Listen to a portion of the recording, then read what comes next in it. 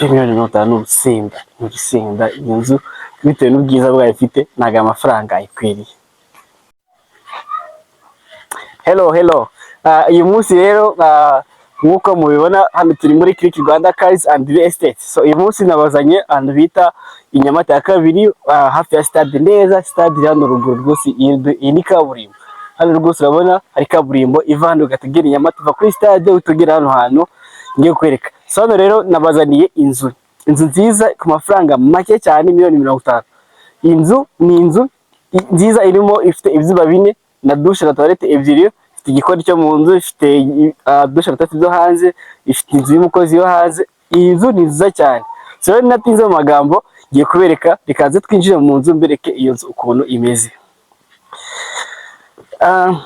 So rero nkuko ubibona, urabona ko ni inzu nziza, ifite igipangu cyiza, urakibona ikintu cy'igipangu.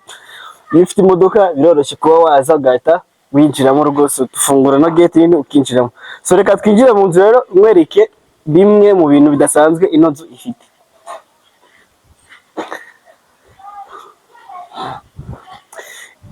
Iyi nzu ifite parikingi hano, ifite imodoka rwose ni ikibazo cya parikingi. Hari parikingi here rwose, ushobora gushyira imodoka 2 cyangwa 3 zajyamo rwose. Si ibyo gusa, hano nkuko ubibona even ahangaha washyiramo, urabona ko n'ahangaha waparika imodoka ikaba yajyamo nta kibazo. 2 3 rwose za imodoka zajyamo. Reka twinjire mu nzu rero tubereke mu nzu ukuntu ino nzu imezemo imbere. Okay, twagiye rero tudatinze, reka twinjire mu nzu tubereke uko mu nzu hameze.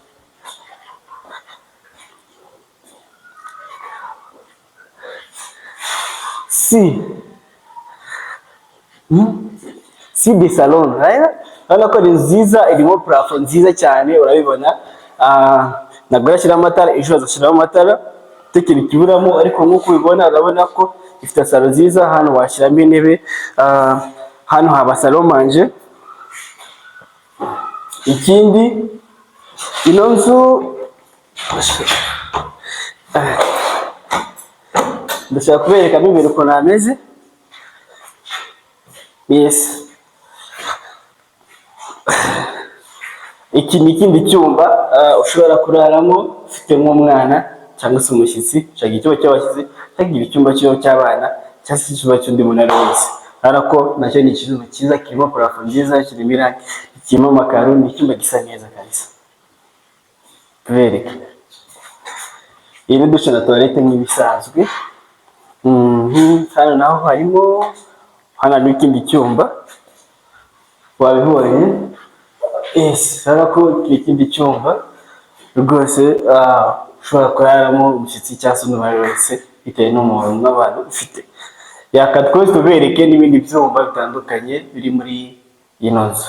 Tubona amafaranga make cyane, miliyoni 50 zonyine, ubundi ukabasha gutwara inzu heza kuri kaburimbo, kuri stade hari Nyamata, mu mudugudu wa Nyamata ya kabiri. Turakomeje, turacyabereka no ko inzu ifite ibyumba byinshi. Yes, kabisa ino nzu iki cyumba principal. Yes, urabona ko ni icyumba kinini cyane rwose. Ni icyumba kinini cy'umugabo n'umugore cyangwa se cya nyir'urugo. Urabona ko nacyo ni icyumba kinini cyane, icyumba cyiza. Nk'uko nabikubwiye, ntabwo bashyiraho umuriro, niyo mpamvu utari kubona hari kwaka, ariko ejo bazashyiraho umuriro ntugire ikibazo. So wowe ngwino wishyure cash ubundi wegukane inzu. Iki cyumba gifite douche na toilette yabyo byiza cyane nini, katubereke. Yes, urabibona ariko ntizigaragara neza, ariko iyi ni douche na toilette by'iki cyumba kinini. Urabona ko kirimo rwose ukoga, n'amazi arimo cyane rwose. Urabona ko ni douche nziza cyane rwose kabisa, wakogeramo ukumva urishimye. Yes, iki cyumba rero kijyanye n'ikindi cyumba kiri hano.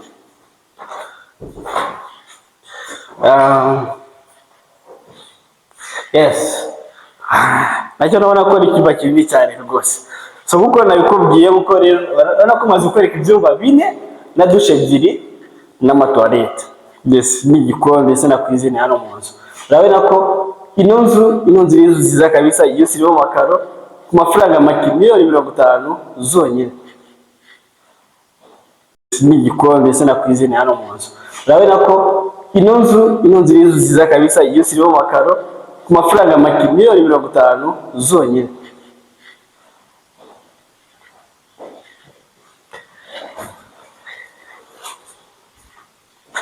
Yes.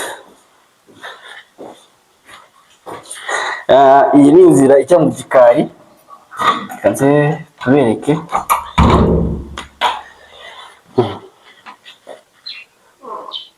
Hariya hano niho hazajyamo igikoni, urabona ko harimo umuzamu uri kumukuraramo, ariko hano hazaba harimo igikoni cyiza kabisa ku buryo bateka abantu bari kubasha kohereza ibiryo byose mu bintu byiza cyane bisobanutse. Iyi nzu rero ifite agasha, ifite umwihariko. Urabona ahangaha ni imbuga yo hanze, urabona ko ifite imbuga nini kabisa. Hanze hano bazashyira imigozi yo kwanikaho imyenda, iyi ni robine. Ino nzu ubona hano hose harimo pariseri nini cyane, urabona ko ni inzu iri mu kibanza kinini rwose. Iyi nzu rwose iri ahantu heza, kandi nk'uko ubibona urabona ko hano ni mu miturire, urabona ko hari abaturanyi, hari amakadasitere rwose, n'ahantu ubona ko ni karitsiye yubashye, karitsiye ya VIP. Yes, so rero nk'uko nabikweretse, ifite n'indi nzu yo hanze, harimo iki ushobora gutekeramo. Hano harimo igikoni, ariko imfunguzo urabona ntahari. Iyo ukomeje hano urabona ko ni hanini cyane rwose, ni hanini. Hano hari na dushe na toilette byo hanze.